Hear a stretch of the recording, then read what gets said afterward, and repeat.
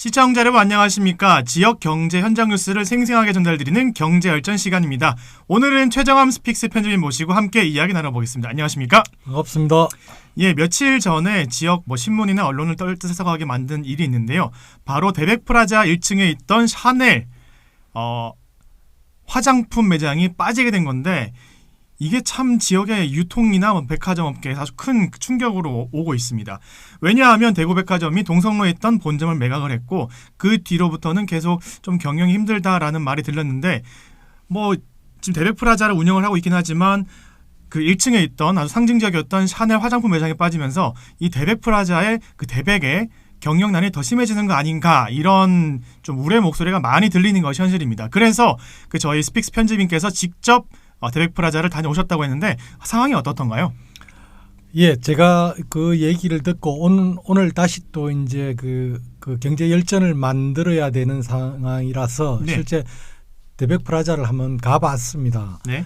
가니까 거기 샤넬 매장이 빠져 있는 곳에는 그 향수 매장이 들어와 있었는데 아마 그 급조돼 가지고 21일부터 그 이제 영업을 하는 걸로 네. 그때 있었는데, 실제 이제 제가 그 매장도 보고 싶었지만 실제 대백프라자가 어느 정도 영업이 되고 있는지 그 상황을 한번 몸소 느껴보고 싶어서 백화점이 가장 붐비는 시간대인 네.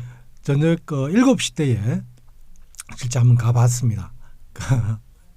네, 가보셨는데 네. 그 대백프라자는 흔히 생각하기로 조금 높은 연령대 분들이 많이 이용한다고 말씀들을 하시는데, 네. 직접 가보시니까 주 연령대층은 한 몇 살 정도로 돼 보이던가요? 그거 가늠하기 어려웠습니다. 왜냐하면 네. 사람이 없었습니다. 네. 평일에 가셨죠? 네. 저녁 시간대에 가장 붐비는 시간대인데 실제 그 정말 안타까운 마음에서 대백프라자가 실제 어느 정도 상황인지를 정말 느껴보고 싶었고, 네. 혹시라도 뭔가 미미하지만 뭔가 대백프라자가 잘 되는 길을 찾을 방법이 없나 싶어서 네. 현장을 가봤는데, 안타깝게도 실제 제가 가는 그 에스컬레이터에 그 올라가는 곳 내려오는 곳 있는데, 양쪽으로 교차하면서 1층부터 12층까지 가는 동안에 제가 사람을 한 명도 못 봤습니다. 정말 좀 충격적이면서도 안타까운 상황을 직접 목격하신 것 같은데, 네. 제가 예상한 답변은 대백프라자는 조금 충성 고객층이 있기 때문에 높은 연령대의 분들이 많이 이용하신다, 이런 답변이 돌아올 줄 알았는데 그렇게 사람이 없을 줄은 정말 생각지도 못했네요. 예, 지금 백화점 상황이 어느 정도 있냐 하면은 백화점에 실제 좀 더 연세 드신 분들이 또 대구 백화점이라는 그 브랜드를 사랑하시는 분들이 대백프라자를 많이 이용을 하시는데, 그 시간대에 사람이 있는 곳은 꼭대기층에 있는 식당가 몇 군데만 있고 나머지는 실제 사람이 없어서 너무 마음이 아팠습니다. 그리고 있는 직원들, 매장에 있는 직원들도 크게 할 일이 없으니까 삼삼 모여서 이제 얘기를 주고받는 이런 모습들이었고, 실제 매장에 상담을 하는 고객들이나 그 이동을 하는 고객들은 참 찾기가 어려워서 마음이 아팠습니다. 자, 그러면 편집인의 말씀을 좀 전해 들으면 샤넬도 대백프라자에서 매점 입점한 것을 뺄 수밖에 없었던 상황으로 조금 이해가 되는 것 같기도 한데, 참 지난해 12월 31일에 샤넬과 대백프라자의 그런 1층 화장품 매장 운영이 종료됐습니다. 네. 이게 2011년 8월에 계약을 맺었는데, 사실 공급 계약 만료에 대한 부분을 대백에서는 좀 부동의를 했다고 하는데, 그 전반적인 상황을 좀 설명해 주시겠습니까? 맞습니다. 우리 진행자께서도 아시다시피 백화점은 명품 매장이 있느냐 없느냐에 따라 가지고 매출이 극과 극을 달리지 않습니까? 실제 다른 옷이나 가방들도 마찬가지지만 화장품에서도 실제로 명품을 지향하는 그런 고객들이 많이 있기 때문에 그 명품 화장품이 있느냐 없느냐에 따라 가지고 상당히 많이 매출이 달라집니다. 네. 그래서 대백프라자가 힘을 들여 가지고 2011년도 8월 달부터 그 샤넬 매장을 입점을 시켰고, 그 샤넬 매장이 이제 장사를 해왔는데 실제 이제 제가 좀 전에 말씀드린 대로 뭐 지금 같은 상황은 아니지만 네. 그 대구에서 대백 프라자의 그 매장 그 매출이 그 많이 안 좋아지는 무렵부터 해서 샤넬이 이제 빠져나가려고 했는데 대백 프라자가 네. 많은 이런 그 지원책을 제시를 하면서 네. 대백 프라자를 좀 붙잡고 있는 그런 상황이었는데 그게 이제 작년 말로 계약이 종료가 됐고 네. 근데 대백 측은 2달 정도만 더 좀 있어 달라는 부탁을 하는 상황이었고 샤넬 매장은 그 나가야 된다 이런 갈등이 있는 와중에 결국은 이제 대백 프라자는 2월 달까지 샤넬 매장이 있는 걸로 생각을 했는데 12월 말부로 매장을 철수를 하니까 굉장히 좀 또 공방이 오고 왔었죠. 네, 그 공방 속에서 대백 프라자 입장은 그 샤넬에서 1층 화장품 매장을 빼기 위해서 조금 뭐 오래전부터 뭐 판촉 직원들을 한 명씩 빼서 조금 소수 인원으로 운영을 하고 매출이 일어날 수가 없었다. 뭐 그런 것들을 설명하긴 했는데 이게 단순 누구만의 책임이 아니라 이 대백 프라자를 이용하는 손님들의 수가 많이 좀 줄어들다 보니까 그로부터 생긴 일로 그렇게 맞습니다. 좀 생각이 되는 것 같습니다. 근데 이제 지금 그 문제는 뭐냐면은 샤넬 매장이 빠져나가고 난 뒤에 실질적으로 다른 그 유명 브랜드들도 대백 프라자에 그 빠져나갈 움직임을 보이고 있다는 겁니다. 실제 이제 그 고객들이 너무 없으니까 네. 지금 다른 매장들도 사실은 거기에 철수하고 싶은 마음이 많이 드는 거거든요. 네. 네. 그 상황이 그렇습니다. 그러면 이제 1층 샤넬 화장품 매장에 빠져나간 게 단순한 문제가 아니라 이제 그 다른 브랜드들도 대백 프라자에서 좀 빠져나갈 수 있는 그런 뭔가 시작점이 될 수도 있다. 그런 우려의 목소리를 말씀하신 건데 자, 여러분 뭐 서울에 계신 분들도 저희 방송을 들으시고 대구 분들도 많이 들으시긴 하지만 대구 분들은 동성로에서 만나면 야, 대백에서 만나자 이런 말씀 많이 하지 않습니까?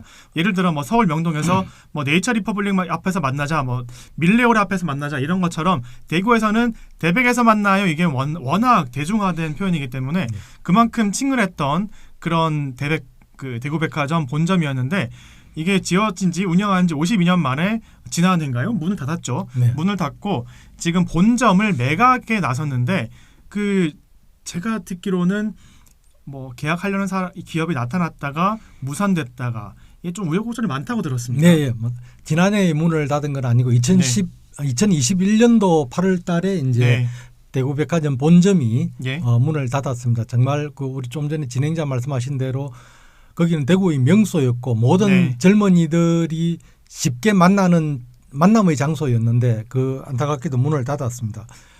실제 이제 그걸 인수를 한 쪽은 JHB 이제 그 홀딩스라고 그 대백채가 1,125억 그러니까 이렇게 매각 2,100이 이렇게 매각을 하기로 합의서까지 하고 계약금까지 오간 상태에서 내부적으로 뭐 이렇게 주장은 엇갈립니다만 마찰이 있어가지고 결국 매각이 무산됐습니다. 그 무산된 땅을 이제 대백은 그 본점을 매각해서 그 유동성을 확보를 해야 되는데 자금 유동성. 그게 안 되다 보니까 결국은 지금 경영이 또 상당히 더 좀 어려운 지경에 처해 있고 그 이제 인수를 하려고 했던 측에서는 그 자리가 이제 대구의 최중심지이고 하니까 거기서 이제 주상복합 빌딩을 세워서 그 이제 분양을 하려고 한 그런 계획이었는데 아시다시피 대구 부동산 경기가 이제 작년부터 해서 이제 급격하게 이게 그 안 좋아지면서 실질적으로 이제 새로운 인수자도 좀 찾기가 쉽지 않은 그런 상황에 처해 있습니다.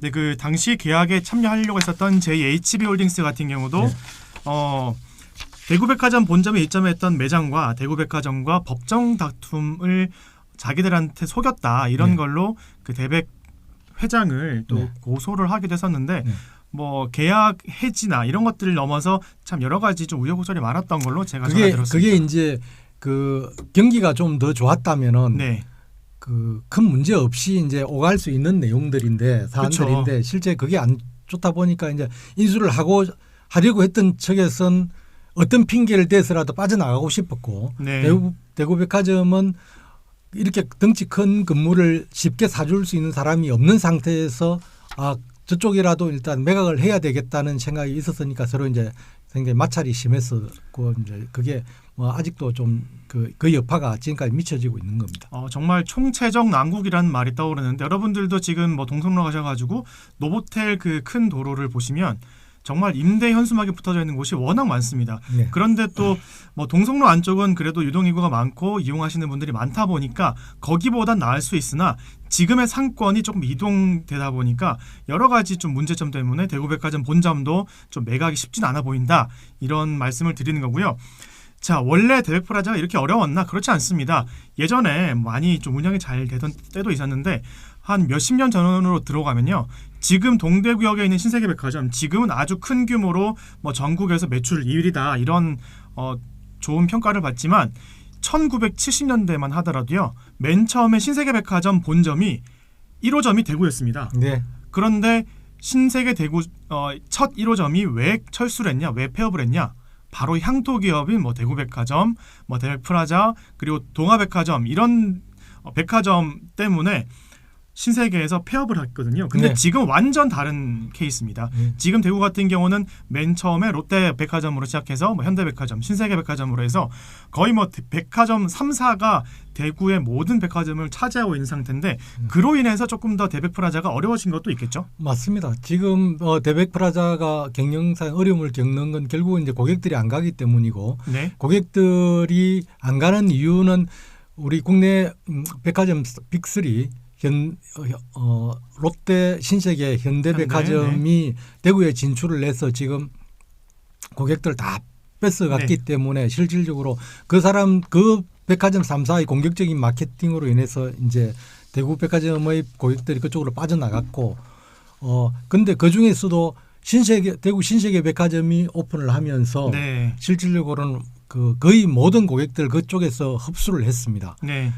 거기에 위기를 느낀 현대백화점이 더 현대대구로 이름을 바꾸면서 현대백화점을 다시 리모델링을 하면서 그 신세계백화점과 현대백화점의 지금 싸움이 전개되고 있으니까 많은 고객들이 그쪽에 가면은 더 많은 상품과 더 많은 편의시설로 해서 혜택을 받을 수 있으니까 지역 백화점인 대구백화점을 더 이제 이용하지 않게 되는 그런 그 악순환이 대구백화점으로서는 계속된 거죠.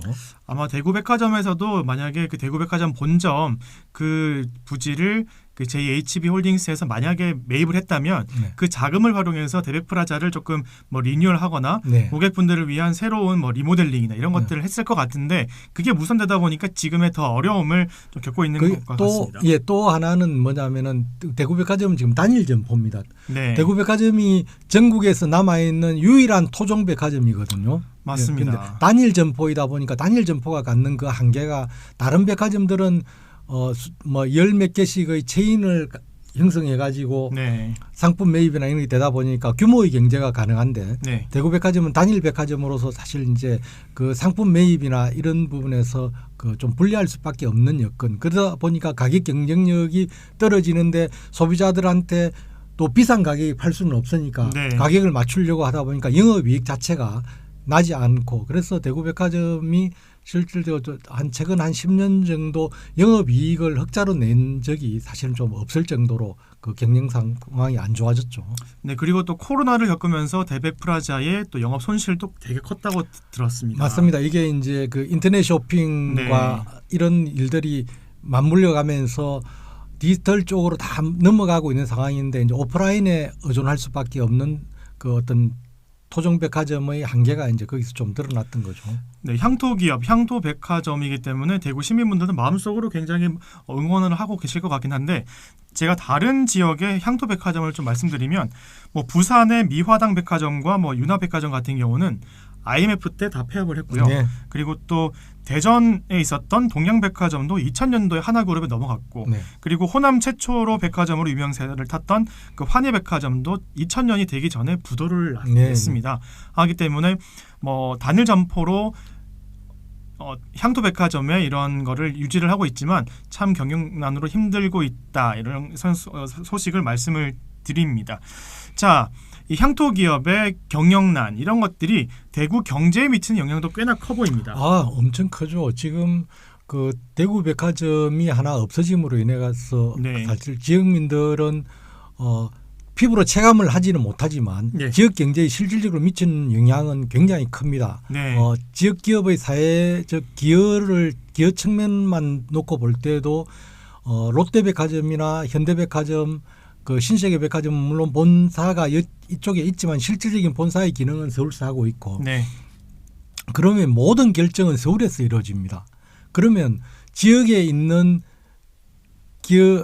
기업이 기여하는 그의 사실은 절반도 하기가 어려운 구조로 되어 있거든요. 네. 본사가 있는 데서 그 지역에 대한 투자나 기여가 결정이 되는 거기 때문에 그런 면에서 볼 때 대구백화점 하나가 없어짐으로 인해 가지고 지역민들은 상품 구입에는 큰 불편이 없을지 모르지만 결국은 내가 사는 이 지역에서 기업의 기여로 인해서 받는 수익은 줄어들기 때문에 결국은 지역민들이 손해보는 그런 구조로 갈 수밖에 없고 또 하나는 사실 우리가 지금 이제 연세가 한 50 이상 된 분들은 다들 기억을 하실 텐데 네. 그 대월동화라는 우리 사자성어가 있었습니다. 혹시 네. 대월동화가 뭔지 아십니까? 저는 모릅니다. 대구백화점이 월요일 날 놀고 동아백화점은 화요일 날 논다는 거기서 대월동화라는 얘기가 나왔었는데 그 정도로 사실 백화점의 휴무일이 지역민들의 생활에 영향을 미칠 정도로 대구백화점이나 동아백화점이 지역민들의 사랑을 받았고 또 등달아서 지역에 대한 기여도 굉장히 많이 하는 그런 시절이 있었는데 네. 그런 시절로 이제 돌아가기는 좀 상당히 어려울 것 같고 결국 이제 우리 지역민들이 어찌 보면은 지역 백화점을 외면했던 어떤 결과가 나중에 가면은 그런 우리가 기업으로부터 수익을 좀 더 기업의 기여를 이끌어내지 못하는 쪽으로 네. 연결될 가능성도 있습니다. 네, 서울 명동 롯데백화점을 가더라도 되게 좁은 공간에 매장들이 빼곡하게 있거든요. 네. 근데 그럼에도 불구하고 많은 서울 시민들이 찾아서 이용을 하고 있습니다. 그만큼 옛날 건물이라 하더라도 서울 시민들이 애용하는 곳이다 보니 대백플라자도 대구 시민들이 애용할 수 있는 그런 탈바꿈이 필요하지 않나, 그런 것들로 활용해서 위기를 극복해야 되지 않나, 이런 생각이 들면서 오늘 경제열전은 여기서 마치도록 하겠습니다. 여러분 감사합니다.